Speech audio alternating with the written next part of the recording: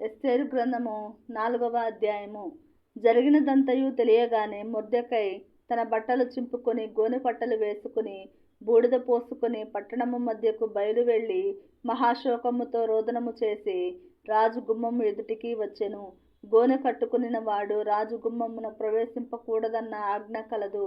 రాజు యొక్క ఆజ్ఞయు శాసనమును ఏ సంస్థానమునకు వచ్చెనో అక్కడనున్న యూదులు ఉపవాసముండి మహా దుఃఖములోను ఏడ్పులోను రోదనములోను మునిగిన వారైరి. అనేకులు గోనెను బూడిదను వేసుకొని పడియుండిరి.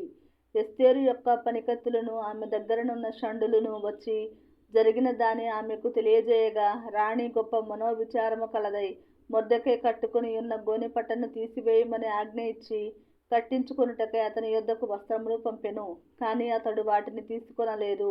అప్పుడు ఎస్తేరు తన్ను కనిపెట్టియుండుటకు రాజు నియమించిన షండులలో హతాకు అను ఒకని పిలిచి అది ఏమి అయినది ఎందుకైనది తెలుసుకొనుటకు మొర్దెకై యొద్దకు వెళ్ళుమని ఆజ్ఞ ఇచ్చెను.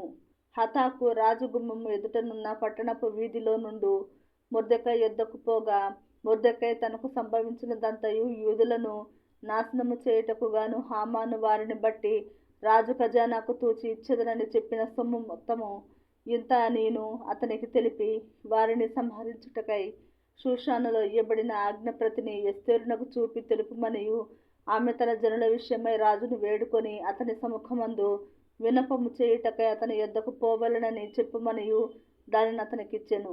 హతాకు వచ్చి మొర్దెకై యొక్క మాటలను ఎస్తేరుతో చెప్పెను. అంతటా ఎస్తేరు మొర్దెకైతో చెప్పుమని హతాకునకు సెలవిచ్చినదేమనగా, పిలువబడక పురుషుడే గాని స్త్రీయే గాని రాజు యొక్క అంతర్గృహమున ప్రవేశించిన ఎడల బ్రతుకున్నట్లుగా రాజు తన బంగారపు దండమును ఎవరి తట్టు చాపునో వారు తప్ప ప్రతివాడు సంహరింపబడునన్న కఠినమైన ఆజ్ఞ కలదని రాజసేవకులకందరికిని అతని సంస్థానములలోనున్న జనులకందరికిని తెలిసేయున్నది. నేటికి 30 దినముల నుండి రాజు నొద్దకు ప్రవేశించుటకు నేను పిలువబడలేదని చెప్పుమనెను.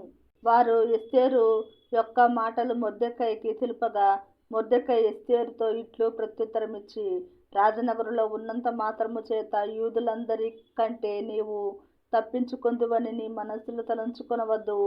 నీవు ఈ సమయమందు ఏమియు మాటలాడక మౌనముగానున్న ఎడల యూదులకు సహాయమును విడుదలయు మరి ఒక దిక్కు నుండి వచ్చును గాని నీవును నీ ఇంటి వారును నశించుదురు. నీవు ఈ సమయమును బట్టి ఏ రాజ్యమునకు వచ్చితివేమో ఆలోచించుకొనుమని చెప్పుమనెను. అప్పుడు ఎస్తేరు మొర్దెకైతో మరలా ఇట్లనెను, నీవు పోయి షూషను నందు కనబడిన యూదులనందరినీ సమాజ మందిరమునకు సమకూర్చి నా నిమిత్తం ఉపవాసముండి 3 దినములు అన్నపానములు చేయకుండుడి. నేనును నా పనికత్తులను కూడా ఉపవాసముందుము. ప్రవేశించుట న్యాయ వ్యతిరేక్తముగా నను నేను రాజునొద్దకు ప్రవేశించుదును. నేను నశించెదను. అటువలనే మొర్దెకై బయలుదేరి ఎస్తేరు తనకు ఆజ్ఞాపించిన అంతటి ప్రకారముగా జరిగించెను.